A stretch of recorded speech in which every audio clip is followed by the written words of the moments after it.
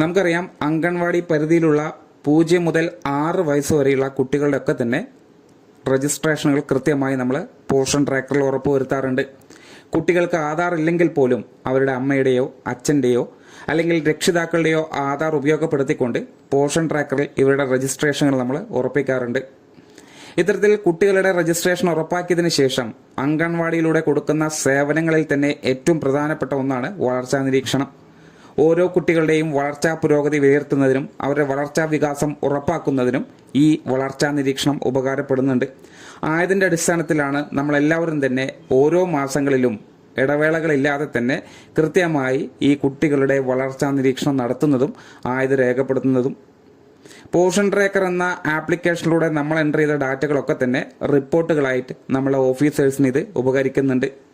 കൃത്യമായി ഓരോ കുട്ടികളുടെ വളർച്ചാ പുരോഗതി പരിശോധിക്കാനും അതിലെന്തെങ്കിലും കുറവുകളുണ്ടെങ്കിൽ അത് നികത്തുന്നതിന് വേണ്ട തയ്യാറെടുപ്പുകൾ നടത്തുന്നതിന് നിങ്ങൾ എൻ്റർ ചെയ്യുന്ന ഓരോ ഡാറ്റകളും അല്ലെങ്കിൽ ഓരോ ഹൈറ്റും ഓരോ വെയിറ്റും ഉപകാരപ്പെടുന്നുണ്ട് എന്നുള്ളതാണ് കൃത്യമായി മനസ്സിലാക്കേണ്ടത്. അപ്പോൾ ഈ സാഹചര്യത്തിൽ നമ്മളെടുത്തിട്ടുള്ള മുഴുവൻ വളർച്ചാ നിരീക്ഷണങ്ങളും കൃത്യമാണ് എന്നുള്ളത് ആദ്യം തന്നെ ഉറപ്പാക്കണം. ആയതിനു ശേഷം മാത്രമായിരിക്കണം പോഷൻ ട്രാക്കർ എന്ന ആപ്ലിക്കേഷനകത്തേക്ക് എൻ്റർ ചെയ്യേണ്ടത്. നമുക്കറിയാം പോഷൻ ട്രാക്കർ എന്നത് ഒരു മൊബൈൽ ആപ്ലിക്കേഷനാണ്. അതിന് കുറേ നിബന്ധനകളുണ്ട്, അല്ലെങ്കിൽ കുറേ ലിമിറ്റേഷൻസ് ഉണ്ട്.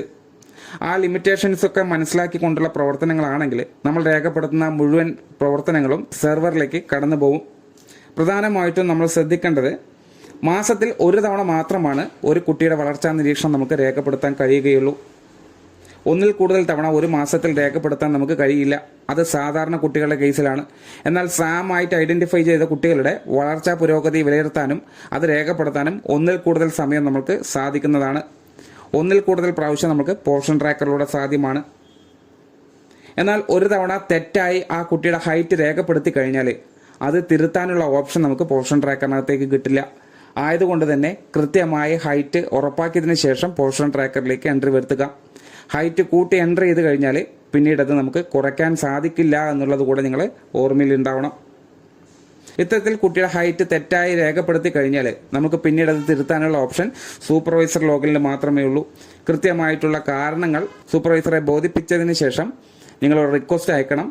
ആ റിക്വസ്റ്റ് കിട്ടിയതിന് ശേഷം സൂപ്പർവൈസർ ആ കുട്ടിയെ നേരിട്ട് കണ്ട് ആ കുട്ടിയുടെ ശരിക്കുമുള്ള ഹൈറ്റും വെയിറ്റും ബോധ്യപ്പെട്ടതിൻ്റെ അടിസ്ഥാനത്തിലായിരിക്കും അത് തിരുത്തി വരിക. ഈ കാര്യങ്ങളാണ് പ്രധാനമായിട്ടും വളർച്ചാ നിരീക്ഷണവുമായി ബന്ധപ്പെട്ടുകൊണ്ട് ടീച്ചർമാർ മനസ്സിലാക്കേണ്ടത്. 2 വഴികളിലൂടെയാണ് പോഷൻ ട്രാക്കറിലൂടെ കുട്ടികളുടെ വളർച്ചാ നിരീക്ഷണം നമുക്ക് രേഖപ്പെടുത്താൻ കഴിയുക. ഒന്ന്, ഓരോ കുട്ടിയുടെയും പേരിന് നേരെ കാണുന്ന 3 ഡോട്ട് ക്ലിക്ക് ചെയ്ത് കഴിഞ്ഞാൽ അവിടെ ഗ്രോത്ത് മോണിറ്ററിംഗ് എന്നുള്ള ഓപ്ഷൻ കാണും. ആ ഭാഗം ക്ലിക്ക് ചെയ്യണം. ആ ഭാഗം ക്ലിക്ക് ചെയ്ത് കഴിഞ്ഞാൽ നിങ്ങൾക്ക് സാധാരണ കാണാൻ കഴിയുന്നത് പ്രീവിയസ് മന്തിലെ, അതായത് കഴിഞ്ഞ മാസത്തിൽ നിങ്ങൾ ആ കുട്ടിക്ക് വേണ്ടി അടയാളപ്പെടുത്തിയ ഹൈറ്റും വെയിറ്റും ആ തീയതിയും നിങ്ങൾക്ക് കാണാൻ സാധിക്കും. അതിനുശേഷം കറണ്ട് മന്തിലെ വിവരങ്ങളാണ് നിങ്ങൾക്ക് രേഖപ്പെടുത്താൻ സാധിക്കുക. ആ കുട്ടിയുടെ ഹൈറ്റും വെയിറ്റും കൃത്യമായി തന്നെ രേഖപ്പെടുത്തുക. ഹൈറ്റും വെയിറ്റും തെറ്റുകൂടാതെ അങ്ങോട്ടും ഇങ്ങോട്ടും മാറാതെ കൃത്യമാണ് എന്ന് ഉറപ്പാക്കിയതിന് ശേഷം സബ്മിറ്റ് ബട്ടൺ ക്ലിക്ക് ചെയ്യുന്ന സമയം ഒരു കൺഫർമേഷൻ മെസ്സേജ് വരും.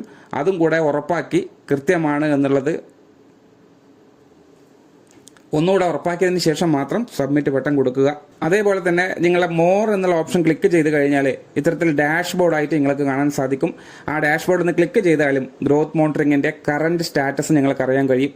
ഇനി എത്ര എണ്ണമാണ് പെൻഡിങ് ഉള്ളത്, എത്ര കുട്ടികളുടെയാണ് വളർച്ചാ നിരീക്ഷണം രേഖപ്പെടുത്തിയത് എന്നുള്ളത് ഈ 2 ടാബുകളിൽ നിന്ന് നിങ്ങൾക്ക് ഇത്തരത്തിൽ കാണാൻ സാധിക്കും. പെൻഡിങ് എന്നുള്ള ഭാഗം ക്ലിക്ക് ചെയ്ത് കഴിഞ്ഞാൽ ഇനി എത്ര ആ കുട്ടികളുടെയാണ് ഇനി വളർച്ചാ നിരീക്ഷണം രേഖപ്പെടുത്താനുള്ളത് എന്നുള്ള ലിസ്റ്റ് ആയിരിക്കും കാണുക. കംപ്ലീറ്റ് ടാബ് ക്ലിക്ക് ചെയ്ത് കഴിഞ്ഞാൽ നാളിതുവരെ ടീച്ചർ ഈ മാസത്തിൽ എത്ര കുട്ടികളെ വളർച്ചാ നിരീക്ഷണം നടത്തിയത് രേഖപ്പെടുത്തിയിട്ടുണ്ട് എന്നുള്ളത് ഒറ്റ നോട്ടത്തിൽ കാണാൻ കഴിയുന്ന സാഹചര്യം കൂടെ ഇതിനകത്തുണ്ട്. അപ്പോൾ വളർച്ചാ നിരീക്ഷണം എന്ന് പറയുന്നത് പ്രധാനപ്പെട്ട ഒരു സേവനങ്ങളിൽ ഒന്നാണ്. അത് പ്രീ സ്കൂളിൽ വരുന്ന കുട്ടികളും അല്ലാത്ത കുട്ടികളെയൊക്കെ തന്നെ ഉൾപ്പെടുത്തി 6 വയസ്സ് വരെയുള്ള മുഴുവൻ കുട്ടികളെയും ഈ വളർച്ചാ നിരീക്ഷണം നടത്തണമെന്നുള്ളതാണ്. ആ നടത്തിയതെല്ലാം തന്നെ പോഷൻ ട്രാക്കറിലേക്ക് രേഖപ്പെടുത്തണം. ഇതെല്ലാം ഉപരി അംഗൻവാടി വർക്ക് പെർഫോമൻസ് ഇൻസെൻറ്റീവിൻ്റെ ഭാഗമായി കൊണ്ട് തന്നെ 80% വളർച്ചാ നിരീക്ഷണം പൂർത്തിയാക്കിയവർക്കാണ് തനത് മാസത്തിലെ ഇൻസെൻറ്റീവ് പട്ടികയിൽ പേര് വരികയുള്ളൂ. അപ്പോൾ ആയതുകൊണ്ട് തന്നെ ഇൻസെൻറ്റീവ് ചിലപ്പോൾ 2 മാസം 6 മാസം അല്ലെങ്കിൽ വർഷത്തിലെ ഒരിക്കലായിരിക്കും ഒന്നിച്ച് നമുക്ക് ഇൻസെൻറ്റീവ് തുക വരിക. ആ സാഹചര്യത്തിൽ ഈ എല്ലാ മാസങ്ങളിലെയും കണക്കെടുക്കുന്ന സമയം ഏതെങ്കിലും ഒരു മാസം ടീച്ചർ 80% വളർച്ചാ നിരീക്ഷണം പൂർത്തിയാക്കിയില്ലെങ്കിൽ ആ മാസത്തെ തുക നഷ്ടപ്പെടുന്ന സാഹചര്യം ഉണ്ടാവും. അപ്പോൾ ഈ തുകകളൊന്നും നഷ്ടപ്പെടാതിരിക്കുന്നതിന് വേണ്ടി കുട്ടികളുടെ കൃത്യമായിട്ടുള്ള വളർച്ചാ നിരീക്ഷണം നിങ്ങൾ നടത്തിയത് ഓർമ്മയോടുകൂടെ പോഷൻ ട്രാക്കറിലേക്ക് കൂടി രേഖപ്പെടുത്തി അവസാനിപ്പിക്കുക.